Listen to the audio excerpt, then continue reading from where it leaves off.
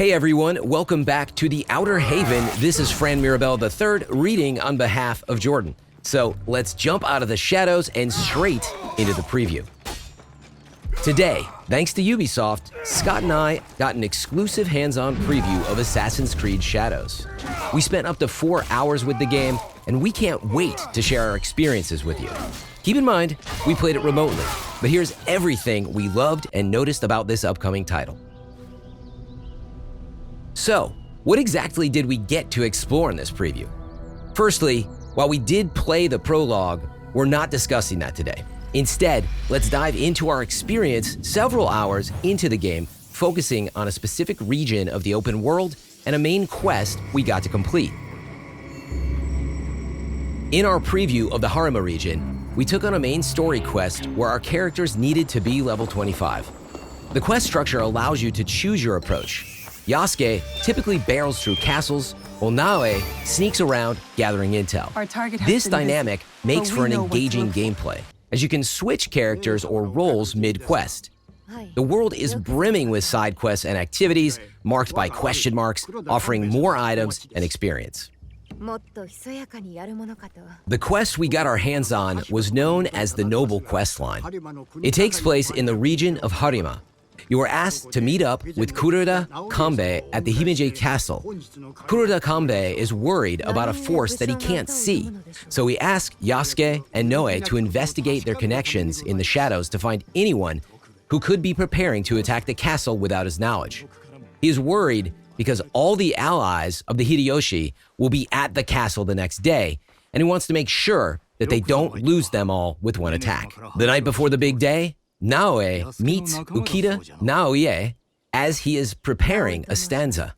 The castle gets attacked by Ronin, but Yasuke and Naoe fend them off, only to realize that Ukita Naoie's son is kidnapped by them. They both go out to catch leads that put them on the track of finding his son. Throughout this quest line, you will see themes of regret and guilt. It all culminates with a few surprise twists that lead up to a giant attack on the castle the next night, where Naoe and Yasuke have to protect Kuroda Kanbei from invaders.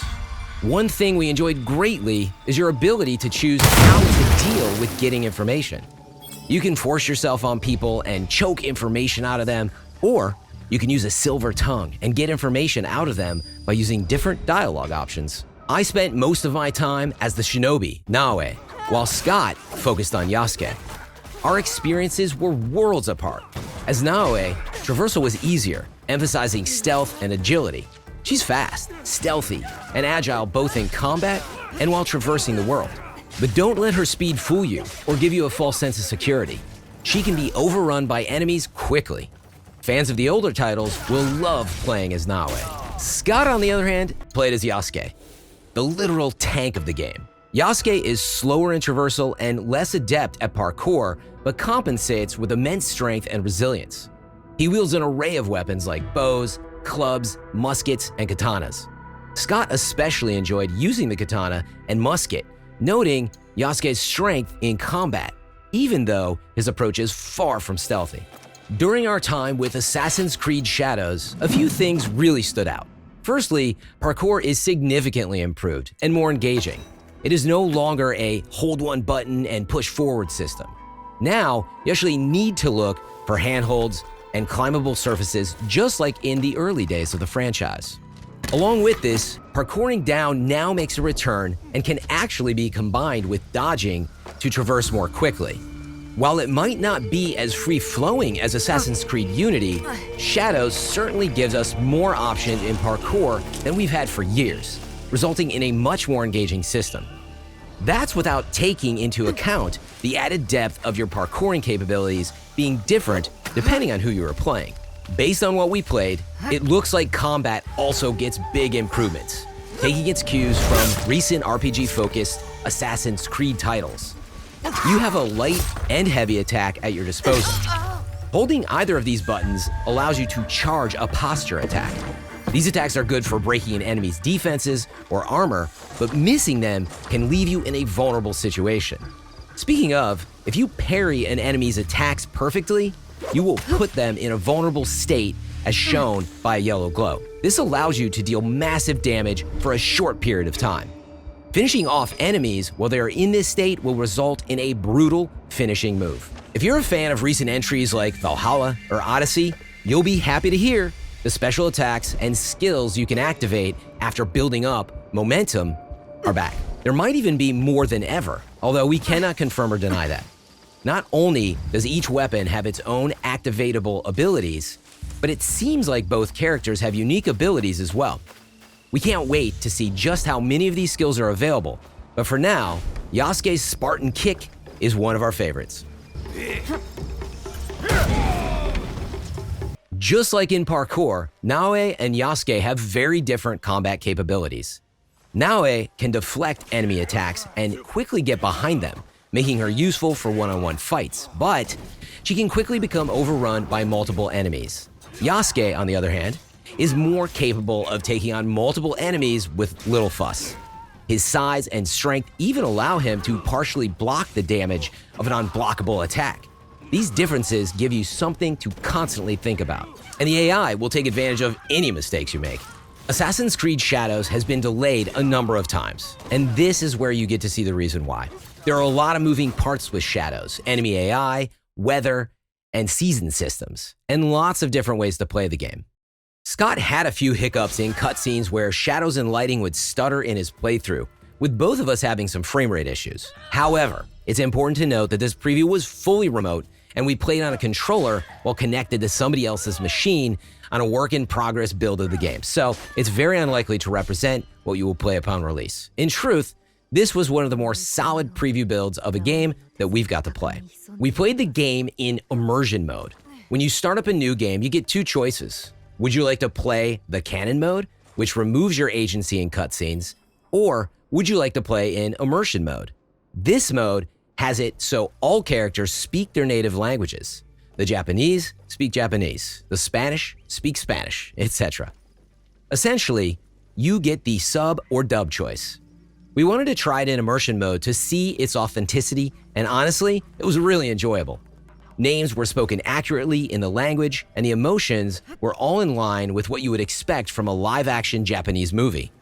Some might have wanted the voices to be a bit more animated like an anime, but we think going for a more grounded Japanese dub was a better choice. Scott and I both have a long history with the franchise, starting with Assassin's Creed on Xbox 360 and PS3.